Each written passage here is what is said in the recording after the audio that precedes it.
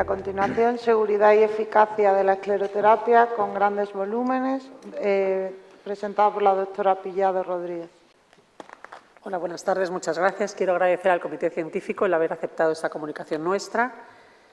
Y vamos a hablar de los grandes volúmenes, ¿no? Cuando la espuma se hace con aire ambiente, el aire ambiente tiene un 78% de nitrógeno. El nitrógeno es un gas que tiene un coeficiente de solubilidad en sangre bajo y, sobre todo, tiene atraviesa la membrana alveolo pulmonar de forma mucho peor que el CO2. Por tanto, tenemos una limitación en volumen. Cuando la microespuma se está haciendo con gases fisiológicos, disminuimos mucho esta concentración de nitrógeno y la hacemos con una mezcla de O2 y CO2.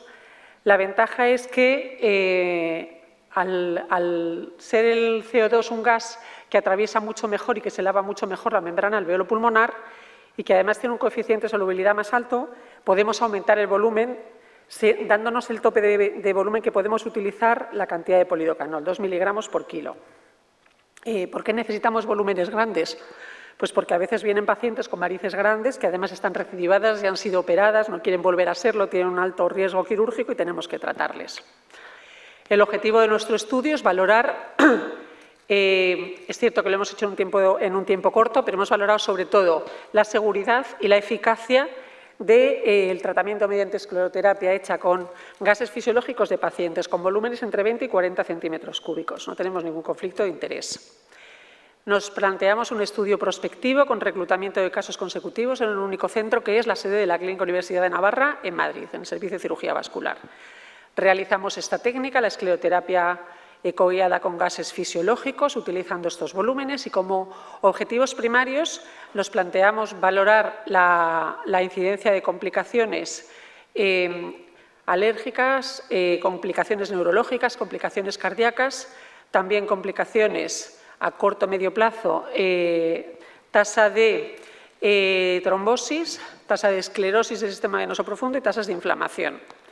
Además, nos planteamos el valorar la mejoría sintomática y valorar la satisfacción de los enfermos con una escala analógica visual.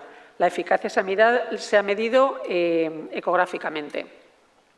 Tratamos 37 pacientes, en ellos hicimos varias sesiones, por tanto fueron 48 sesiones, la mayoría fueron mujeres con una edad media de 57,54 años. En cuanto a la patología subyacente, eran enfermos con clasificaciones a partir del CEAP3, la mayoría de hecho era CEAP3, CEAP2 y algún enfermo con CEAP5 y CEAP6. En cuanto a la patología del sistema venoso profundo, la mayoría tenían una insuficiencia venosa primaria y había algún enfermo también con un síndrome de congestión pélvica, con varices, incluso tanto con síndrome de congestión pélvica como con patología obstructiva. En cuanto a los pacientes, hay que destacar que solamente un 16% de pacientes no habían recibido tratamientos previamente. La mayoría eran pacientes que ya estaban recidivados, la mayoría de técnicas quirúrgicas y que además no querían volver a ser operados y eran recidivas bastante complejas. En el diseño del estudio, pues se le hizo un estudio clínico y un estudio ecográfico bastante detallado, se firmó un consentimiento informado, se trató a los enfermos por medio de escleroterapia, les pusimos la media que nosotros ponemos habitualmente es una media de compresión CCL1. En algunos de estos enfermos que vimos que tenían venas muy cerca de la superficie cutánea y de muy grueso volumen, empezamos a poner una CCL2 para disminuir la inflamación. Las pacientes les colocábamos nosotros las medias para que no hicieran Valsalva, pero a continuación les dimos de alta, de ambulación, sin restricción de estilo de vida. No realizamos una anticoagulación profiláctica, salvo que estuviéramos tratando segmentos muy grandes muy cerca de la unión femoral o en concreto en una paciente porque tenía un viaje transoceánico relativamente pronto. Sí que en pacientes con antecedentes de trombosis personal o en pacientes con trombofilias sí hemos realizado anticoagulación, pero no sistemáticamente por el hecho de la técnica simplemente.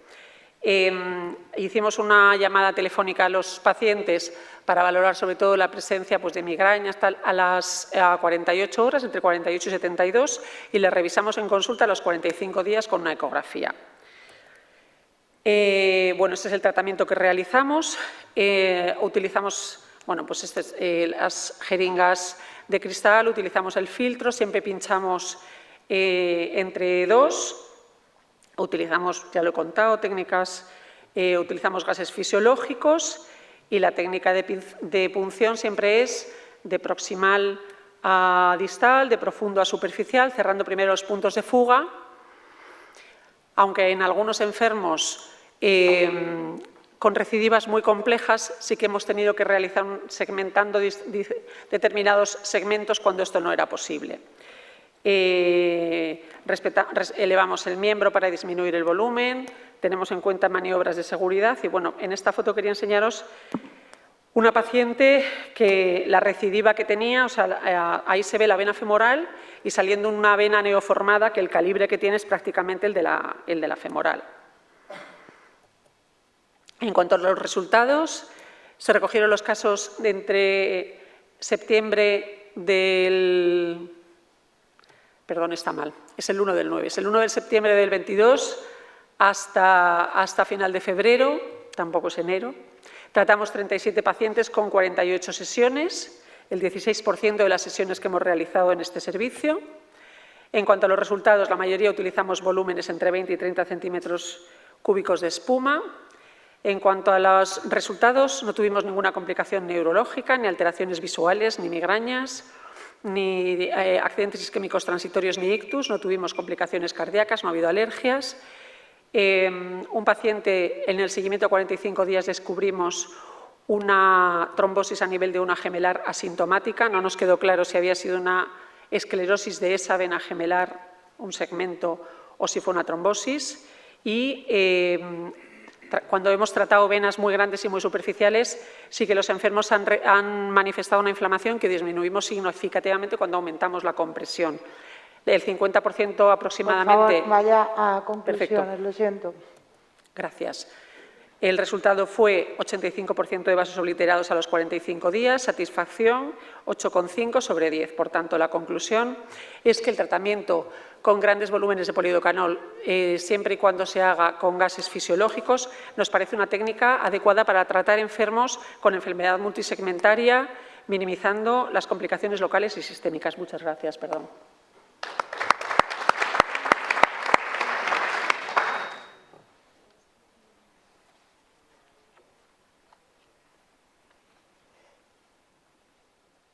Muy bien.